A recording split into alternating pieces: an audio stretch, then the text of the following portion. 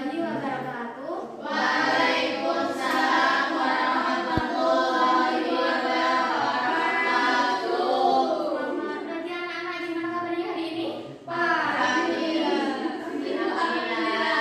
Sehat semua ya? Sehat, alhamdulillah. Baiklah, untuk memulai pembelajaran kita pada pagi hari ini, mari kita membaca basmalah bersama-sama dulu ya.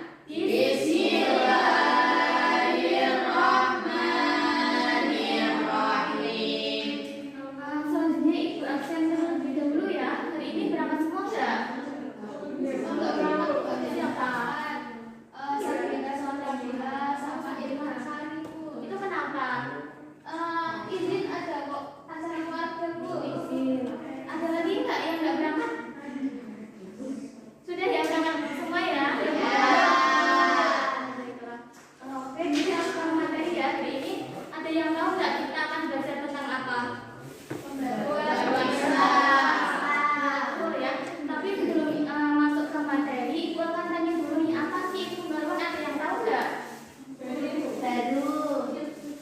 Baru. Kemudian apa lagi?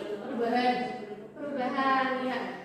Jadi pembaruan itu adalah memperbarui ya, mengupdate ya. Kita akan bahas pengertiannya terlebih dahulu. Pembaruan dalam bahasa Arab itu adalah tajdid ya. Tajdid. Pembaruan Islam itu adalah upaya-upaya untuk menyesuaikan paham keagamaan Islam dengan perkembangan baru yang ditimbulkan oleh kemajuan ilmu pengetahuan dan teknologi. Nah, tadi kan pembaruan itu kan disebut dengan tajdid ya. Kalau pelakunya itu disebut dengan apa? Ada yang tahu nggak? Tidak tahu. Udah tahu? Masih tahu ya. Jadi namanya itu mujaddid ya. Namanya apa? Mujaddid ya. Ini ada salah satu tokoh pembaruan nih. Ada yang tahu nggak ini siapa? Nggak tahu Bu. Nggak tahu, belum tahu ya. Jadi ini itu adalah Muhammad Ali Pasha ya, sang pembaharu di Mesir ya. Kita bahas biografinya terlebih dahulu. Muhammad Ali Pasha itu lahir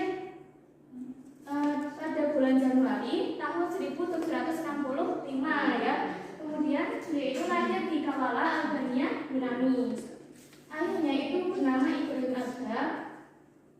Beliau dari kecil itu mempunyai keterampilan dan kecerdasan yang sangat luar biasa yang mengakibatkan karir beliau itu juga sangat luar biasa ya. Mulai dari beliau menjadi pemungut pajak, kemudian karena kesangkapannya beliau dalam bekerja, beliau sampai diangkat menjadi perwira.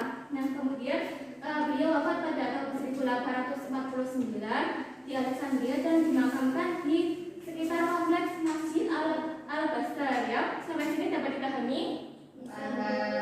Selanjutnya materi berikutnya ya, yaitu pemikiran Ali Pasha dalam upaya memperbarui Mesir ya. Ada berapa bidang? Ada yang tahu nggak? Berarti ada berapa bidang? Ada berapa bidang? Pemikirannya belum tahu. Ada 3 ya. Apa saja tuh? Pertama apa? Militer, Apa? ekonomi dan sosial, pendidikan. Betul ya. Jadi yang pertama itu adalah bidang militer ya. Beliau ini melatih tentara Mesir ya.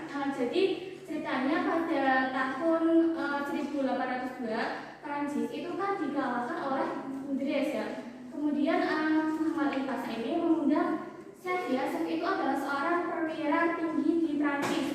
Beliau mengundang Chef untuk melatih tentara di Mesir ya. Kemudian selanjutnya beliau itu mendirikan sekolah militer yang diikuti oleh mengimpor senjata dari Eropa seperti buatannya dari Jerman, kemudian dari Inggris dan lain sebagainya. Kemudian terakhir dalam bidang militer ini beliau melatih militer ini berdasarkan Nizam al-Jadid atau sebuah peraturan yang mengatur tentang kemiliteran di Mesir. Nah, Muhammad Ali Pasha ini sadar ya bahwasanya untuk memperkuat sistem militer itu dibutuhkan sebuah dukungan yang kuat dari dukungan ekonomi ya. Oleh karena itu beliau juga berusaha untuk memperbarui bidang ekonomi dan sosialnya. Pertama yang dilakukan beliau itu adalah apa, Mbak Arini? bidang ekonomi dan sosial yang pertama apa upayanya? Membangun sistem irigasi ya atau pengairan. Kemudian yang kedua itu Muhammad Alief Hasan memperkenalkan penanaman kapas dari India dan Sudan, dan kemudian dilanjutkan dengan pembangunan perusahaan kuno yang menghubungkan antara Alexandria dan Sungai Nil. Nah, atas upaya-upaya ini Muhammad Alief Hasan itu berhasil menaikkan hasil pertanian di Mesir itu sekitar 18% ya. Kemudian yang terakhir itu pemikirannya di bidang pendidikan. Jadi pertama beliau mendirikan apa, Mbak Rafila? Iya betul.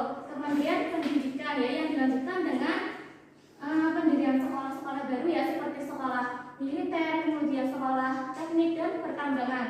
Selanjutnya dilanjutkan dengan penerimaan pelajar muslim ya sekitar dari lebih 300 pelajar muslim ke Eropa ya seperti ke Italia kemudian ke Austria. Kemudian langkah yang terakhir dalam bidang pendidikan ini adalah Muhammad Alief Hasan melakukan penerjemahan buku. Jadi beliau itu Muhammad Alief Hasan itu menunjuk Rifaat At-Tahtawi ya untuk memimpin kegiatan penerjemahan buku seperti buku-buku filsafat, kemudian buku fisika, ilmu bumi dan hingga ilmu politik. Sampai sini dapat dipahami? Bisa Bu. Sudah paham ya? Sudah paham, coba Ibu akan tanya nih ya. Ibu akan tanya siapa yang di sini tahu apa itu pluralisme? Coba siapa yang mau jawab? Bu, ya silakan Mbak Bin. Pluralisme Islam merupakan upaya untuk menyesuaikan keadaan keagamaan Islam dengan perkembangan baru yang ditimbulkan oleh kebijakan-kebijakan ilmu pengetahuan dan teknologi. Iya betul ya, beri aplaus untuk Mbak Bin. Tugas ya, tugasnya adalah membuat mind mapping ya. Nanti Ibu akan bagi kelas ini menjadi 3 kelompok ya. Baris pertama itu kelompok 1, kemudian baris kedua kelompok 2 dan baris ketiga kelompok 3. Nanti dibuat ya mind mapping yang kreatif mungkin ya. Bu, siap dan kertasnya.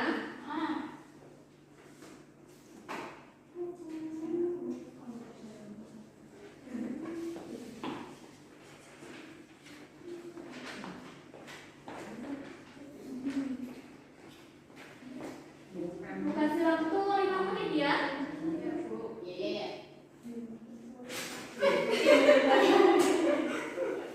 Baik, sudah selesai belum nih? Sudah ya, coba dari kelompok 1. Silakan siapa yang mau mewakili? Bu. Ayo maju Mbak Ana, silakan dipresentasikan bagian bidang militer ya. Baik, Ibu dari kelompok 1. Ya. Pada perbaruan Islam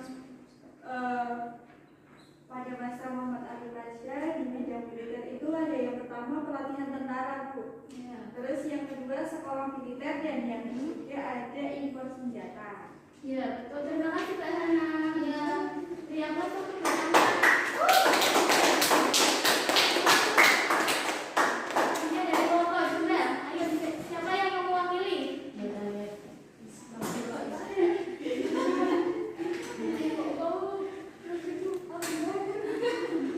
Ya, apa nih ekonomi dan sosial? Silakan Mbak. Saya diteruskan ya ini ya. Di dalam bidang militer itu Bukan yang ekonomi dan sosial ya. ekonomi dan sosial itu memperbaiki sistem irigasi, lalu ada memperkenalkan kapas dari India dan Sudan, lalu ada membangun kanal besar yang menghubungkan Alexandria dengan Sungai Nil. Ya, terima kasih Mbak Nafila. Beri tepuk tangan untuk Mbak Nafila.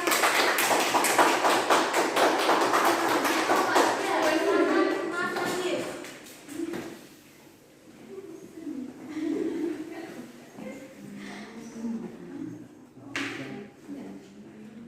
Ya, kami dari Ini menunjukkan ya sebenarnya. kami dari kelompok 3 ini mind mapping pemikiran Muhammad Ali Pasha dalam bidang pendidikan. Yang pertama, membentuk Kementerian Pendidikan, kemudian menerjemahkan buku, kemudian pendirian sekolah dan pengiriman pelajar ke luar negeri.